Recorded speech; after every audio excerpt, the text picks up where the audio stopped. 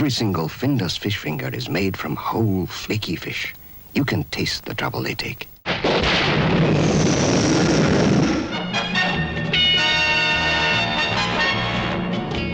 Many Happy Returns was first broadcast in November 1967. It was written by Anthony Skene and directed by McGowan using the pseudonym Joseph Surf. More humour from Patrick. When we approach Many Happy Returns, the 7th episode in the series, we step into a narrative filled with uncertainty, rebellion, and an eerie confrontation with the self. This episode is a rich and layered work that demands careful analysis. It serves as both a departure from previous episodes and a critical turning point within the larger framework of the series. Many Happy Returns is notable for its shift in tone and focus.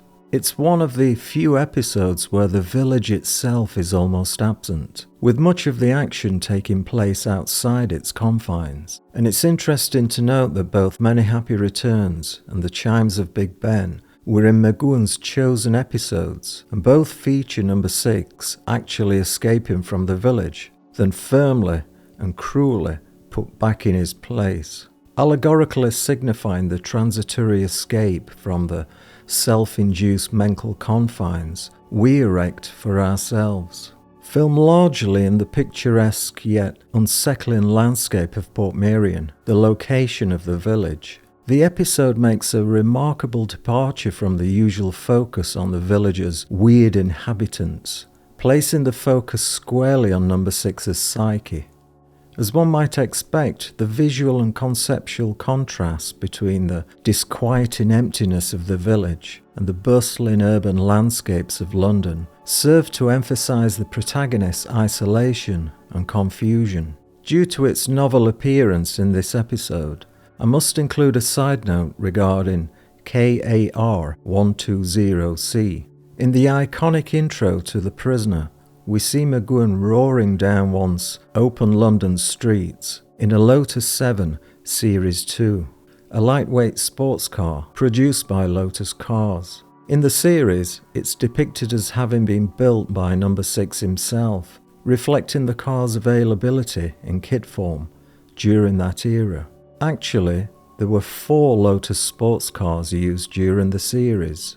A Lotus Elan was used in the car chase from The Girl Who Was Deaf, and an earlier Series 7 was altered to look like a Series 2 in Fallout. In the episode Do Not Forsake Me, Frank Rycroft's LCK-88D was used before he sold it to Barnett Motor Company. And if you look carefully, there's no tax disc on this car, as they'd switched the plates for the brief driving scene. In Do Not Forsake Me, Frank's car was only allowed to be driven up, then down Buckingham Place, with all the other scenes being taken from the arrival footage, with McGowan at the wheel of the original KAR-120C. In Fallout, you can clearly see it's an earlier Model 7 with a slight difference in bonnet, headlamps, and elongated front mudguards that come more to a point. But at the same time, it's got very modern suspension and road holding. It's a 2-seater open car. It's got the ultimate in performance and handling. Patrick McGowan wrote, "Back in '66, when we were preparing for The Prisoner, we needed a car for our hero, something out of the ordinary, a vehicle to fit his personality. The first time I saw the now familiar KAR-120C, I had that certain feeling. It sort of looked me straight in the eye. I test drove it. This was it. A symbol of all The Prisoner was to represent, standing out from the crowd, quickness and agility, independence and a touch of the rebel." The well-known Lotus 7 Series 2 from The Prisoner intro was sold abroad after filming Many Happy Returns, and whilst racing in Australia, was totally written off, an ignominious end to a car that should have been cherished as a piece of popular history. Caterham cars still own the actual reg plate, and in the early 90s they produced a limited edition Prisoner Series 7, complete with a dashboard plaque. McGowan was gifted number 6 from this range when he attended the car's launch at the Birmingham NEC, and here's a picture. Many Happy Returns opens with a stark realization that the village, typically filled with quirky inhabitants, is utterly deserted. Number 6 wakes to find no one in sight, no signs of the usual surveillance, and an eerie silence permeating the air. This silence, so distinct from the ever-present hum of the village, becomes a character in itself. The absence of control, the absence of the usual system, is what Skene and McGowan seek to examine. This is a moment of profound isolation for number 6. He is for the first time truly alone in the world. Number 6 leaves his bed only to find none of his home's appliances are working. I can relate to that. No chirpy but annoying radio station playing. No electricity and no running water.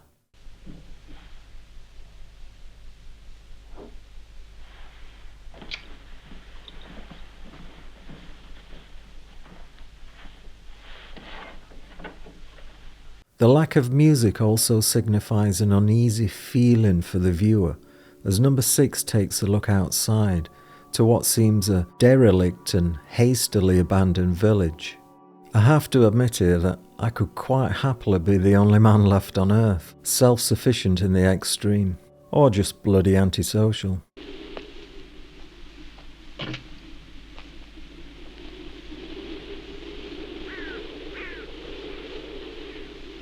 From the vantage point of the bell tower, number 6 sees the villages empty of life, and we can see the slight realization on his face, mixed with apprehension, that escape is now a reality. I wouldn't have rang that bell though, I'd already be raiding the shop.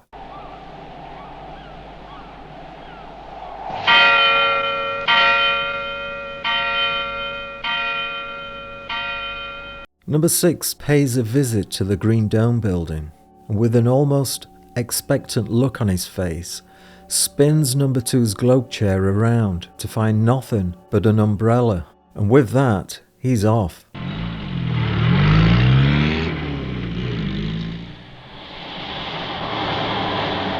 What would you have done in this position? Taken a deeper look into the closed off areas, or just got the hell out?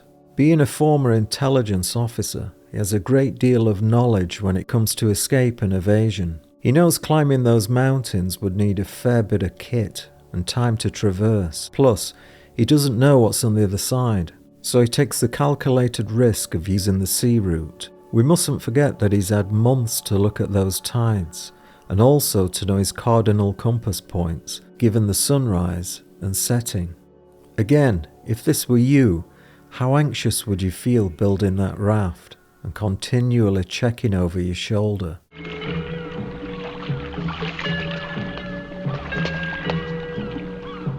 In the village shop and whilst gathering supplies, he has the foresight to grab a camera and take some photographs as not only evidence of his incarceration, but hopefully useful information if he can return home for his prior colleagues' analysis.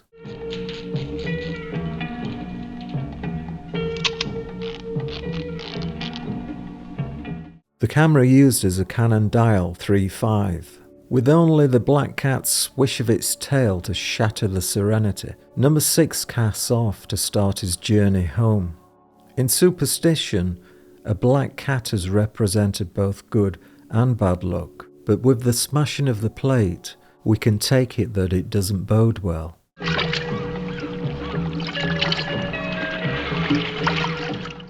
The scenes on the raft were filmed a good few miles into the Irish Sea. And this guy is now chugging along, and the engine of the boat catches on fire.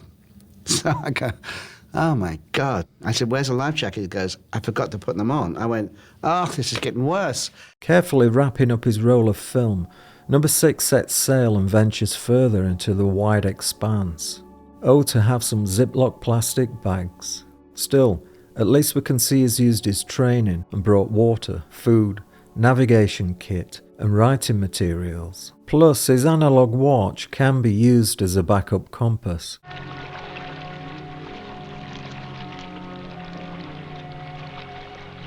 Incidentally, when 6 is making his makeshift compass, one can clearly see the shot was captured in shallow water, As we see our hero marking off the days, we spy a roll of film on the wooden box. That would have been wrapped up safely at all times, but I guess it's there for the viewer to keep a note of. We can also see at this stage in his journey, he's spent at least 18 days at sea. Reminds me of being stuck on an Irish ferry once.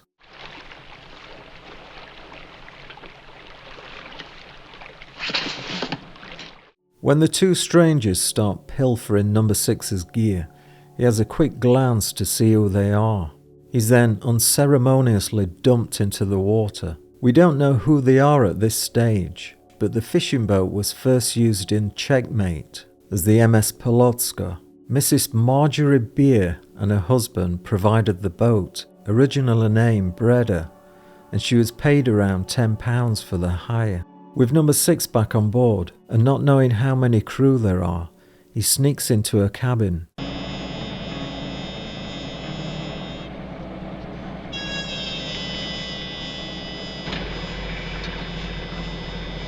It's here he finds out the gun runners, and it's here that puzzles me because if I'd have found all those weapons, presumably with ammunition, I'd have used them. He was after all a trained I.O.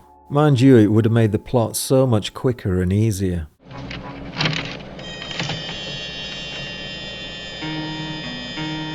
Instead, he decides to fill the galley with smoke to have one of the crew investigate.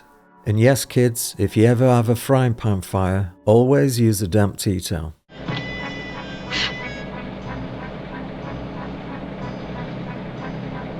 At over 15 minutes, we hear our first spoken dialogue of the episode, and they appear to be German. Although 6 deals with the crew easily, I'd have thrown them overboard, or at least tied them up like turkeys. Yeah, I would have thrown them overboard. With the boat's navigation tools fixed on the lighthouse, number 6 can finally get some provisions down him. Although when he finds the lighthouse, he still won't know what country he's in. Unfortunately for 6, the gun runners manage to break the shackles and launch an attack from both port and starboard.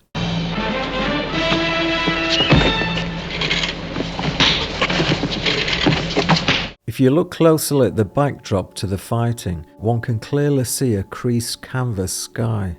No doubt impossible to see at the time on a 60s TV. After being slightly overwhelmed, 6 manages to use the water for an escape, and the smugglers decide to get back on course. The next scene sees 6 waking up on the beach. And for prisoner fans, this is Beachyhead Lighthouse, which is also featured in The Girl Who Was Deaf.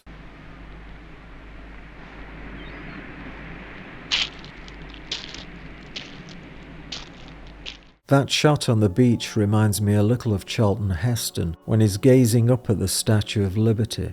And gee, I wonder if an ape will be in a future episode. After a careful climb up the cliff, again this could be conceived as a spiritual journey towards enlightenment. Number 6 stumbles upon an insalubrious looking man.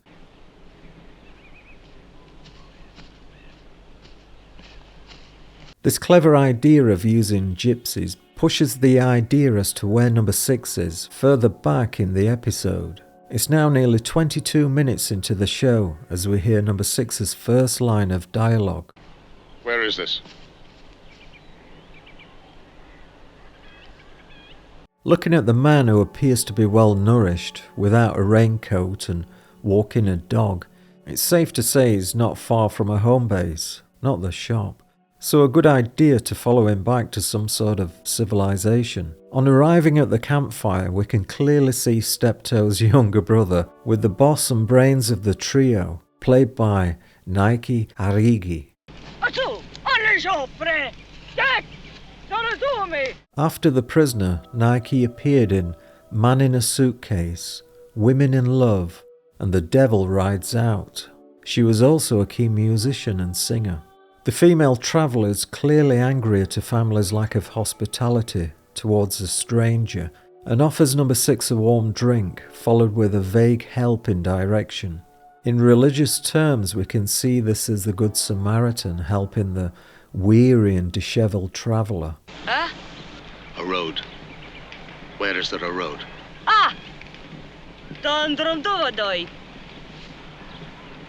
Then, boom, The money shot, the familiar sight of a British bobby giving his own roadside directions. With the cars flying by, we now know we're in England. Number 6 doesn't know whether this roadblock is for his benefit, so he manages to jump into the back of a lorry for some well-earned sleep.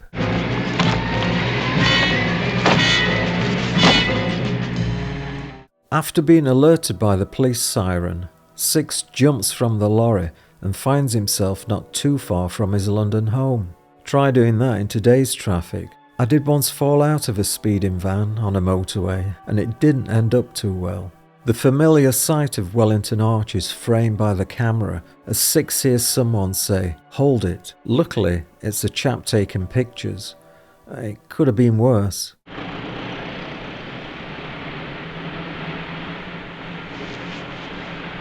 The Stag Brewery site is seen, and that checkered paving, now gone, resembles a giant chessboard from the village.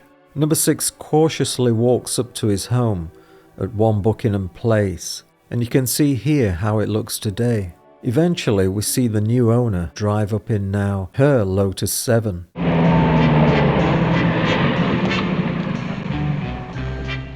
As a somewhat hip-looking woman reaches the front door, Number 6 dazzles her with the knowledge regarding the car, and with intrigue, she invites him inside. Again we see the checkered floor, and this was no frivolous set design, all on purpose. Georgina Cookson, who plays the character of Number 2 in this episode, brings an added layer of intrigue. Cookson had previously appeared in the 3rd episode of the series, as possibly a different incarnation of Number 2. In many happy returns, her presence is quietly confident, with a warm and charming manner. This shift in tone underscores the ever-changing roles of authority in The Prisoner, one of the series' most compelling features. Cookson, born in 1926 in England, had a long and varied career on stage and screen. Though her role in The Prisoner remains one of the more iconic, she was a well-known figure in British TV. Some of her other notable appearances include roles in Danger Man, Dixon of Dock Green,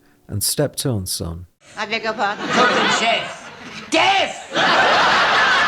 With Mrs. Butterworth framing the shot, we see the familiar front room layout featured in each episode. With Number 6 referring to himself as Peter Smith, we can only guess at where that name was plucked out. At the time, there were many famous Peter Smiths, ranging from politicians to sportsmen. Left alone, he then has a perusal around the room for any useful information. We then learn it's March the 18th, happy birthday Ma, and that tomorrow will be 6's birthday. As you'll know, McGowan's real birthday would have been the Sunday, the 19th, and he'd have been 39 years old. What's the date? Saturday, March the 18th. Tomorrow's my birthday. You're an odd fellow. Sorry, you must think I'm crazy. Who isn't these days? There follows some delicious dialogue here between the two before 6 finishes off the sandwiches. After proving that he once lived in the house, Mrs. Butterworth happily sees Number 6 washed and changed before letting him loose. She throws in the line, "I might even bake you a birthday cake." All this, as we'll later learn, is a cruel charade. Bon voyage. Mrs. Butterworth, you've been tremendous. No speeches, off you go. Don't forget to come back. I'll be back. I might even bake you a birthday cake. The viewer is treated to a scene reminiscent of the famous intro, complete with theme tune, but this abruptly ends when Number 6 walks in on the tea-drinking desk clerk, as played by George Markstein. Anyone at home? He looked right for the part. You know, he looked like a bureaucrat and somebody that would be in an office without knowing what's happening in the real world, and so he took the part. As we saw in the chimes of Big Ben, Number 6 has little idea whether his colleagues he's speaking to are actually his enemy. The Colonel is played by Sir Donald Sinden. My dear fellow, you really mustn't blame Thorpe. A stalwart of theatre, film and TV. Notable roles include The Cruel Sea, Day of the Jackal, Two's Company and Never the Twain. Thorpe, played by Patrick Cargill, was also a familiar face in film, and he appeared in the Carry On films, Help, Inspector Clouseau, and Up Pompeii, to name just a few. Hello there, this is the famous Ringo here, Gear Fab. What is it that I can do for you, as it were, Gear Fab? Not a bit like Cagney. Fans will also know he later appeared as the new number 2 in the episode Hammer into Anvil. This scene is reminiscent of the chimes of Big Ben, where again we see number 6 facing the bureaucracy and intransigence of the civil service's lifers. Don't rock the boat, old boy. We have a drinks party at 8. Number 6's answers sound fanciful at first, but the Colonel's attitude changes after McGowan's line, a place to put people who can't be left around. It's interesting to watch the Colonel's eyes here as he looks over to Thorpe. Donald Sinden uses the perfect expression to confuse the viewer. Is that a look of, shit, he's really onto us? Or could it be a genuine look of, this is serious and needs investigation? If not here, then elsewhere. Thorpe, though, still looks like a dodgy character. There follows some razor-sharp dialogue here regarding the real machinations of the intelligence world. Spies can and have been turned, and this questioning of number 6's loyalty is interesting when viewed through an allegorical lens. It could also reflect society's constant balancing act between conformity and rebellion. The spy's role as a possible double agent can be seen as a critique of systems that demand unquestioning loyalty, exposing how much systems often force individuals to adopt deceptive strategies in order to survive. In this light, where survival often means compromising one's true nature, the spy becomes a metaphor for anyone who must navigate a world that punishes honesty. Where survival often means compromising one's true nature, the allegory emphasizes the tension between societal demands and personal freedom, showing how the price of survival in a complex, divided world can lead to a loss of authenticity, leaving the individual caught in a perpetual state of ambiguity.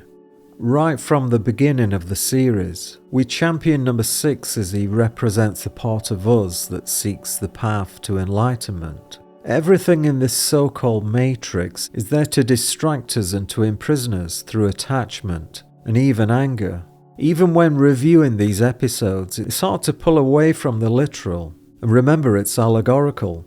Number 6, through a steely gaze and in no doubt, tells the Colonel he'll be exposing the village, even if he has to use the other side's help. This statement forces the Colonel and Thorpe into action. It's only clear now that we see an investigation into 6's claims, that we know the Colonel is a white hat. If he were in on the scheme, Mrs. Butterworth wouldn't have been shown to be interviewed, nor would the police constable have been asked to do a recce.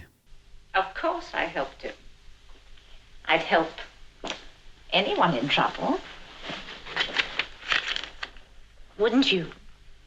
Back in the Colonel's office, we see number 6 has made progress, attaining the help of a naval commander and a group captain to pinpoint the location of the village. And sorry James Bond fans, but this is more a Royal Navy commander's age, certainly back in the 60s. As we know in Fallout, the village is actually a whole lot closer than the calculated location in this episode. Again, being an allegorical series, we could surmise that the road to freedom is much nearer than we imagine. Ultimately, it doesn't matter where your village is. What matters is your cognizance of there being one, the first step on your path to freedom.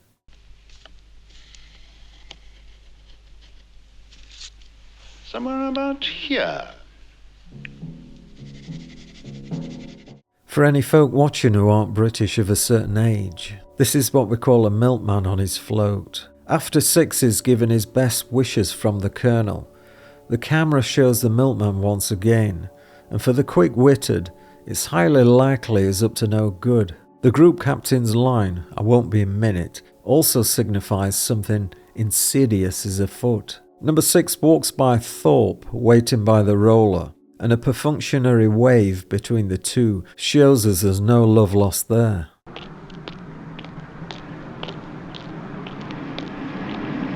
The aircraft used in this episode is a Meteor 7 with a Meteor 8 tail, and was one of only 2 remaining in the UK. The airfield scenes were filmed at Chalgrove Airfield, near Oxford. The ejector seat sequences show a different aircraft with some stock footage. In reality, one would expect much chatter between number 6 and the group captain as they flew towards their intended target. However, after 6 gives more directions, we can see a slightly concerned expression, even under his oxygen mask. Sweep back, 15 degrees southwest. As we see the familiar sight of Portmeirion, the viewer sees the real pilot, and after 6 hears the dreaded, "Be seeing you." He's ejected out of the plane and back to the village. All that effort, all for naught. Number 6's walk back to his cell is both stoic and yet hopeless. And after he sees the lecky and water are back on, he knows he's being played.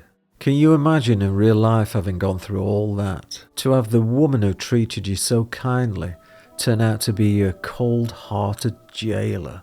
I'd have shoved that cake right in her face.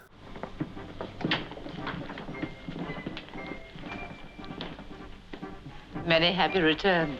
It even has 6 candles just to twist the knife further. Many Happy Returns is rich in allegorical potential. The central theme is not merely about escape from imprisonment, but about the nature of control, personal freedom, and the quest for individual identity. The entire episode can be seen as a metaphor for the tension between internal and external worlds, the subjective versus the objective. Number 6's repeated attempts to break free of the village are an outward manifestation of the internal struggle of self-definition. The episode asks, can one truly escape from a system that exists in one's mind, or is freedom an illusion? Patrick McGoohan himself in interviews reflected on the deeper philosophical aspects of The Prisoner. He stated that the series was designed to challenge the viewer's perception of reality and personal autonomy, and that Many Happy Returns was a crucial turning point in demonstrating that escape from the village is not simply physical but psychological. The episode, as part of The Prisoner's larger narrative, suggests that the boundaries between control and freedom are not as clear-cut as they may seem. As Many Happy Returns closes, Number 6's fight for freedom is far from over, but there is a subtle sense of triumph in his initial escape.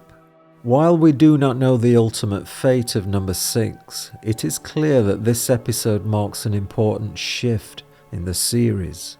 The deeper metaphysical explorations of freedom, identity, and control emerge as a central theme, leaving us to ponder the implications of each choice Number 6 makes. For those who view The Prisoner merely as a spy drama, the emptiness of the village might seem like an odd plot device, but the implications run far deeper. This episode could be interpreted as an allegory of personal freedom and the search for self-identity.